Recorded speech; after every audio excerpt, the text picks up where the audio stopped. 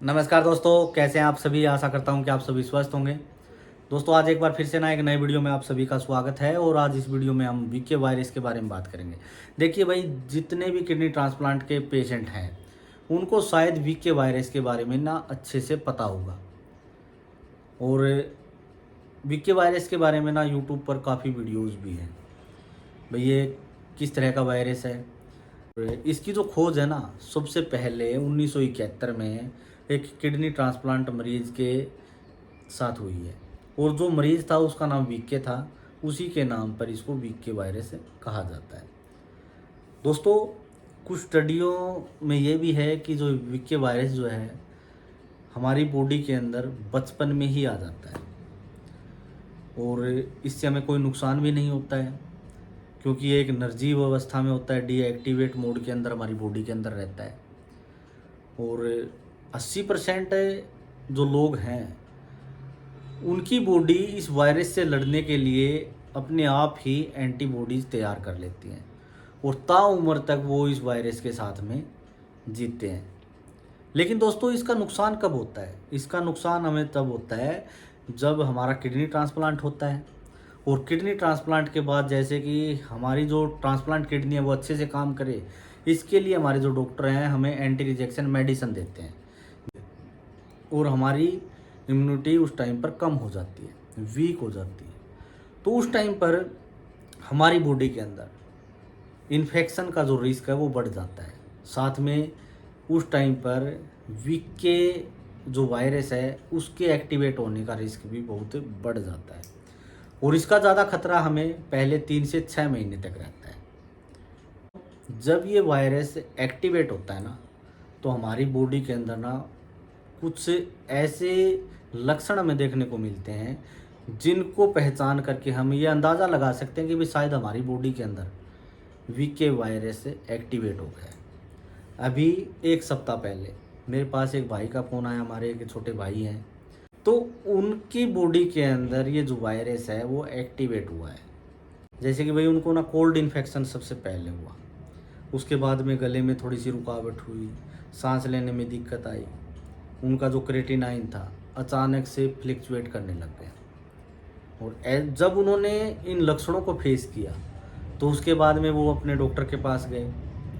Doctor के पास जाने के बाद उन्होंने अपनी जो समस्या थी वो डिस्कस की डॉक्टर के साथ। तो डॉक्टर ने दोबारा से उनका जो है यूरिन, उनका सीबीसी, क्रेटिनाइन, यूरिया, ये सभी चेकअप दोबारा से करवाए, क्योंकि जो वीके वायरस है हमारे डब्ल्यूबीसी पर भी बहुत ज़्यादा अटैक करता है।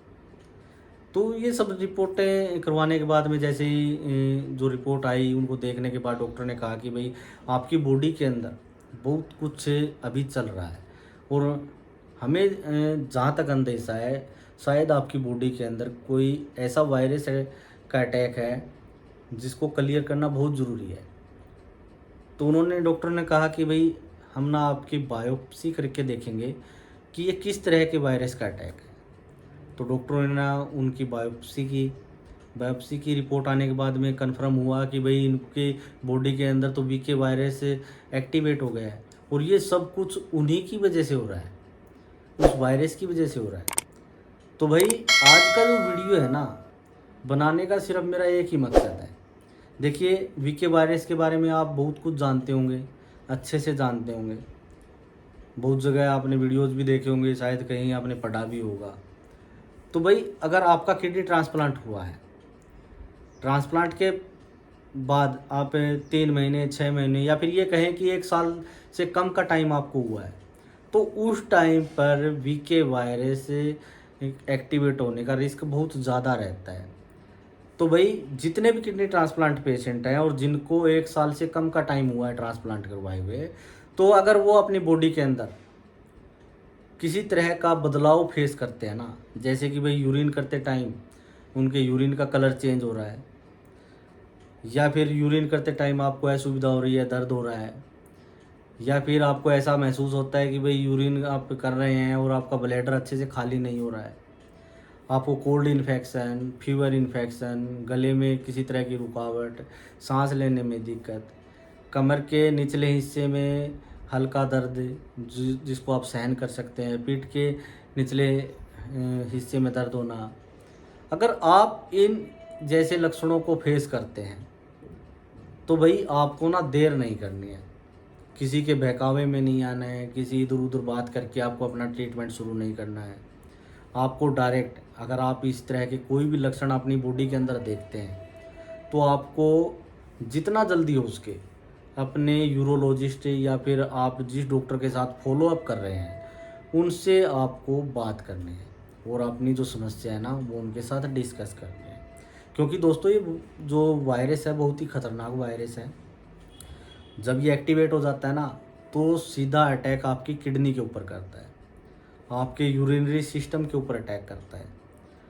आपकी किडनी से यूरेटर तक यूरिन को लेकर के आने वाली पाइप है उनके अंदर सूजन पैदा कर देता है, जिससे आपको यूरिन करने में असुविधा होती है और इससे आपका जो क्रेटिनाइन है वो अप डाउन हो सकता है।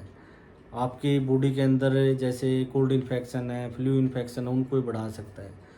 और इसका जो सबसे ज़्यादा अटैक आपकी किडनी के ऊपर रहता है। तो भाई यहाँ तक कि अगर आप टाइम रहते इसका ट्रीटमेंट नहीं करवाते हैं ना तो यह आपकी जो ट्रांसप्लांट किडनी है उसको भी रिजेक्ट कर सकता है। तो दोस्तों आज की वीडियो से संबंधित अगर आपके कोई भी सवाल या सुझाव है तो आप हमारे साथ साझा ज़रूर करें और जल्द ही एक नए टॉपिक के साथ एक नया एक्सपीरियंस लेकर के आप लोगों से ना दोबारा मुलाकात होगी। तो तब तक के लिए ना मुझे दे इजाज़त है। नमस्कार।